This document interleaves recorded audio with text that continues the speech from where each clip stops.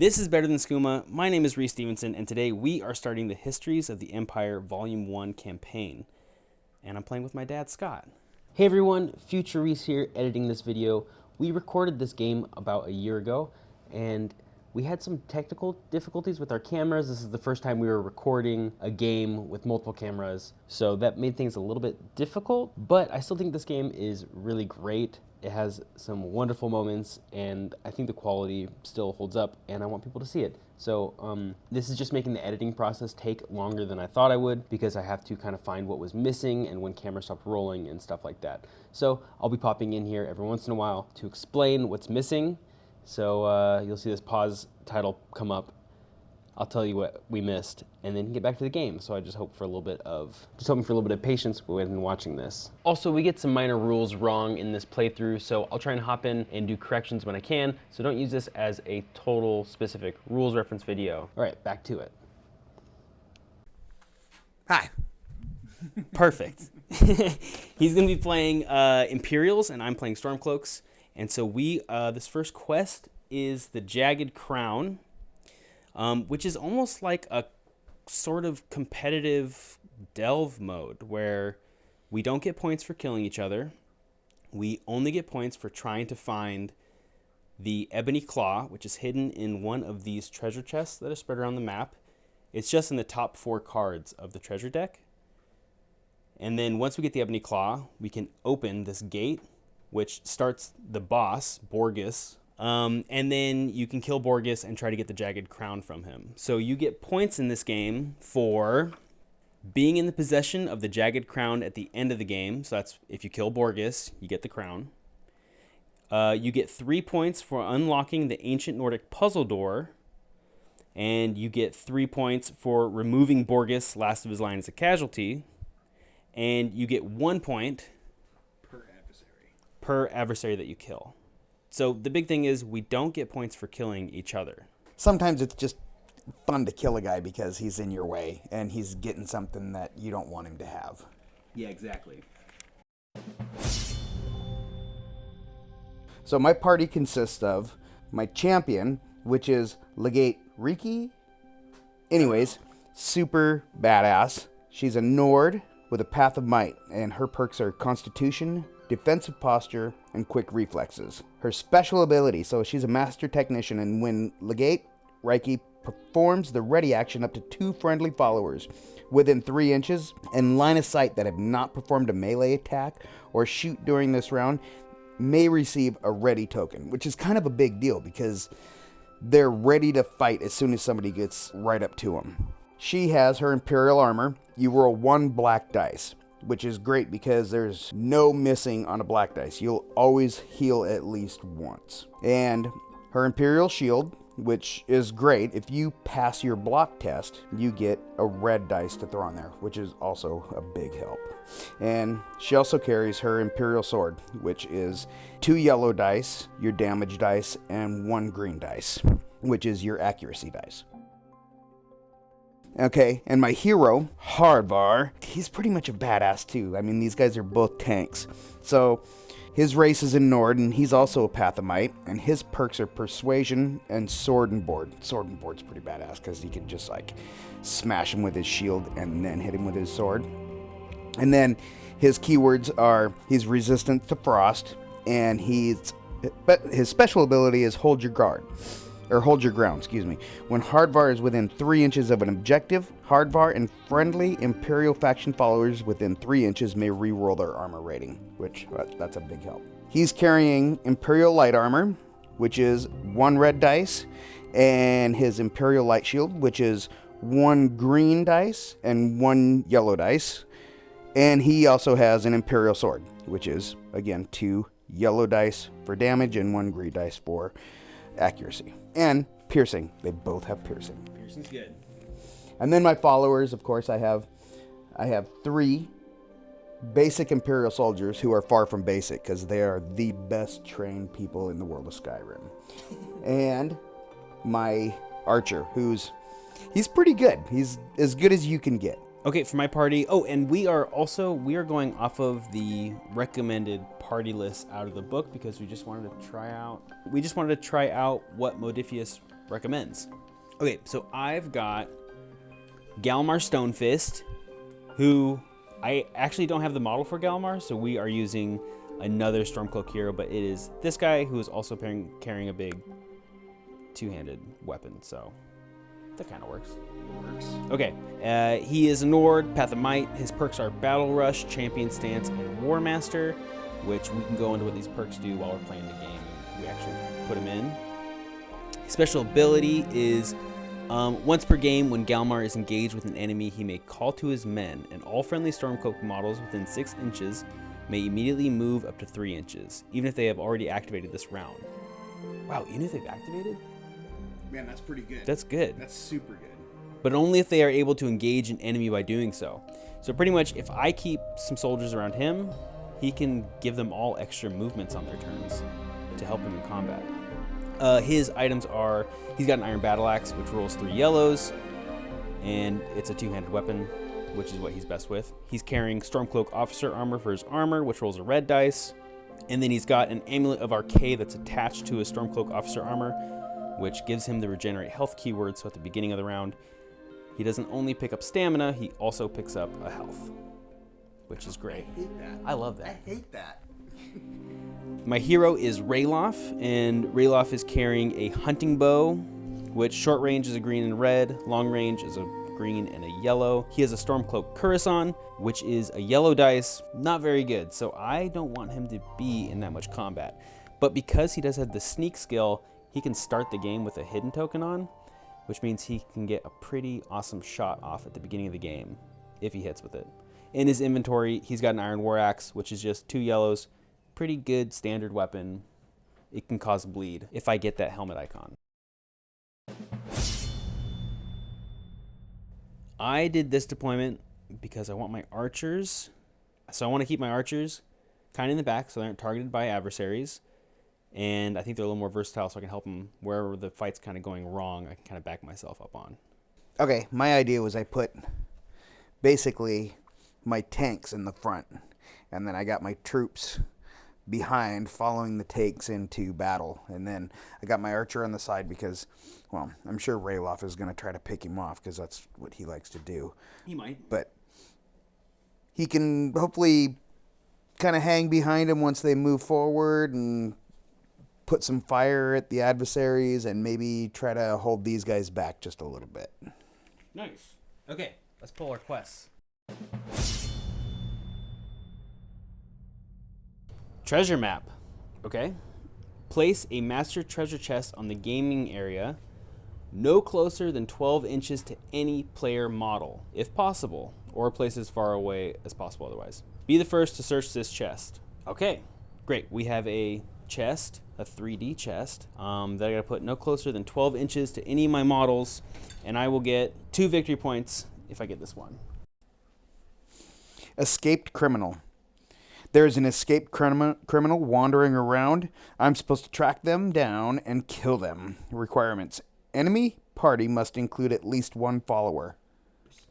At start of the game, choose 1 enemy follower as an escaped criminal. That model begins the game with +1 health point, and the escaped criminal must be removed as a casualty or be incapacitated when the game ends. Oh, okay. I like that. That sounds fun. How many victory points is it? It's like 20. Yeah, 2 victory points. And I am going to choose that guy with 2 axes. He looks like an escaped criminal. He looks like he escaped out of like crazy. Yeah, he looks insane. So I think he is the guy. They just were like, "Hey, I'll give you a couple axes and you come on and join us." My first activation is Galmar Stonefist, and his first action will be a sprint, so I'm going to spend a stamina to make him move 9 inches here, like that, to get him right out there in the open. And for his second one, I'm going to throw a ready token on him. Yep, just to see if anything comes at him, because with his two-handed weapon, he can only do a two-handed block, which doesn't matter for... It can't affect him on range shots. They just, two-handed block doesn't help with that. Okay, here's my activation token. And let me put that stamina. For all of our stamina counters, we're going to be using dice on him. So, his stamina. Psh, 1 has been spent. So I think I'm going to roll my 2 tanks, basically, and I'll start with Hardbar, which I can just consider him a tank because his defense is just unreal. And I'm going to move him 9 inches. So his standard move is 6 inches, but I'm going to spend 1 stamina for an extra 3 inches. And I'm going to move him. Actually, I think I'm going to move him closer to this side because I'm going to roll in there and try to get that skeleton and get that treasure that that skeleton is sitting on. So since he moved, I got 1 more action. I'll put a block on him, and that's him. He's been activated. And mark Hardvar with 1 stamina used, 1 of his 3. Okay, my second activation, I'm going to move one of my great swords up next to Galmar. So also going to spend a stamina to sprint for his first action. Okay, 9 inches. They'll go right up next to Galmar, right here. Second activation, I'm going to throw a ready action on this Stormcloak soldier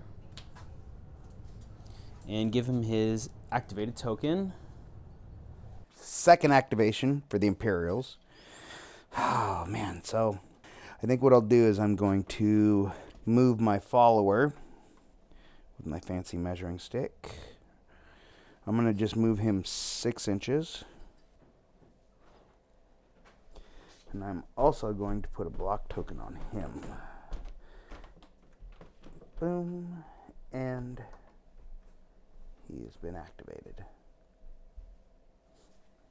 Stormcloak's third activation is going to be more the same. I'm going to move my greatsword to keep up with Galmar Stonefist. Didn't want to do that. There's my ready token. All right, my move. And now that I know how to pronounce her name, Legate Riquet is going to move 9 inches, and she is going to move right up next to Hardbar. Boom. So that, and she's going to put a block up. Activation. All right, fourth activation, I'm going to bring dual-wielding Axeman up behind the group because I don't want him to get sniped or anything weird. It looks like I think I can see between those guys to take a shot at the Psycho. Okay. I'm going to take a pop shot at him. So what I'm going to do is I'm going to move, and he is going to take a shot at him. So an archer, his ranged attack is 10 inches, and he gets 1 green and 2 yellows. And 20 inches, he just gets 1 yellow. You call that 10? I call that 10. So I have used both of my stamina, 1 for an extra boost and 1 for an aimed shot. I'm looking for a 3 or less. Oh, look at that. I think I got it. That is a hit with 3 damage. Dang. Okay. Yeah, dang. Okay, so my armor rating it's just a yellow. He has 4 health with the plus. So you can't kill him right now. I can't kill him right now, but I can put a hurting on him. I got a 1. A 1. You took 2 damage. 2 damage. The Imperials are keeping the realm safe. You can tell. Look at his face. Now I wasn't gonna do it, but now you're making me do it with Rayloff because I'm gonna take a shot at that archer. That's your big move for Rayloff. Just snipe some loser out in the middle of the that field. He seems took really a pop shot. dumb. Yeah, I don't think so. Because Rayloff's hidden, he gets an extra red, and I'm in close range, so it's green, red, red, and I'll use a stamina boost for an aim shot to get an extra green. Here we go. Ooh, that's a hit for 4 with the helmet. Ooh, that's piercing 1. I can roll for my armor save, but it's not possible. So there's 1. Okay. He's dead. He's dead. He's dead with 3 wounds. Oh, I can take a test now to see if I'm still hidden. It's a 6. That is failed, so he's lost his hidden token. Oh, good. I'm going to move my follower 6 inches.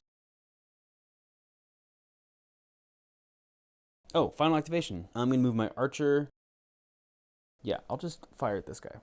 I'm going to do a stamina boost to do an aim shot. So I'm just rolling a green and a yellow, and I hit on 3s. I like that. Hit for 1. My armor rating is a single yellow, and I block perfect. it. Last activation, and I am moving follower number 3. So he's going to go straight through, and he's going to jump up next to Hardbar. He's like, hey, boss. Okay, so all of our models are activated. So then we move on to Adversaries. Adversaries. So we have it set up for our adversary activations that we just roll a d6, and our adversaries are labeled top to bottom. 1, 2, 3, 4, 5, 6. And if anyone has been activated already, we just re-roll the dice. We get 3 activations. Let's start it out. 1, 2, 3, 4, 5, 6. 4. That's a 4. Skeleton number 2. Skeleton number 2 activates. What does Roll he black do? dice. An oblivion symbol. The skeleton is going to attack the nearest model. So So that looks like it's hardbar. it will always perform an aimed shot. Green, 2 yellows. Is it 2 yellows? Yep. Yeah, He's shooting I right like now. Yep. Oh! No! No! The skeleton does have is feeble. He's feeble, so he doesn't get the black dice, right? Yes. Okay. Whew. He just hits for 3 though. No, that's gross. That's awesome. No, that's horrible. Okay, so I get 1 red and 1 yellow because I do have a shield. 2. Hodvar takes 1 damage. All right, Future Reese is back. This is where we lost a little bit of footage. All we missed was the skeleton archer on the bottom of the board hid and moved back there. I think we forgot to put a hidden token on it. And then next was the Draugr up in the north charged my greatsword. So that's where the video comes back in. All right, back to it. I've got a ready token on me. Oh. So I get to hit him first. Oh. That's right. That's why you put ready tokens That's why you on put him. ready tokens on him, because the greatsword swings first. Okay, so I'll pull my ready token to spend it, and I get to attack. So I'm going to use a stamina boost, just so I do not miss this, going into accuracy. All right, so that's a green, a black, and a white. He has to spend 2 stamina when boosting because he is carrying a weapon that he's got cumbersome. Okay, I hit on 4s. That's what I'm talking about. That's a hit for 2, and he got swords crossing, which means he has follow-up, so he gets to attack again after this. Okay, so he's got a yellow. He blocked 1. He blocked 1. That's a kill. Okay, that's the end of the round, so we're going to pull an event card and then move on to round 2. The event card is Blessing of Archay. Each player rolls a red dice and distributes that many health points amongst any of their wounded models. Oh, good. Hardbar needs it. Yeah, so does my Psycho Axeman. I mean, very nice. Nice axe boy. 1 adversary from the pool gets put on the map. Okay, Stormcloaks. Get 1. Let's reduce the damage on the my axe guy. Okay. Blessing of Archay. And I remove 1 from Hodvar. 1 adversary on the board. Let me roll the dice. It's going to be 1, 2, 3, 4, and then I'll just re-roll on 5s and 6s. A 3. That's Draugr Greatsword number 2. I think on your side of the map again. Let's keep him over here. Seems kind of a cheater move. Seems like it's all about strategy. All right, everyone, that is the end of part 1 of this playthrough. There will be 2 more parts coming up, and I hope you enjoyed this. If there are things you want me to improve on or any suggestions, please comment down below, or even if you just want to say nice things, because that is so greatly appreciated. Just put any of that down below. I love hearing from the community. It really means so much to me and is so encouraging. If you got this far in the video, thank you so much for watching, and I will have more coming out soon.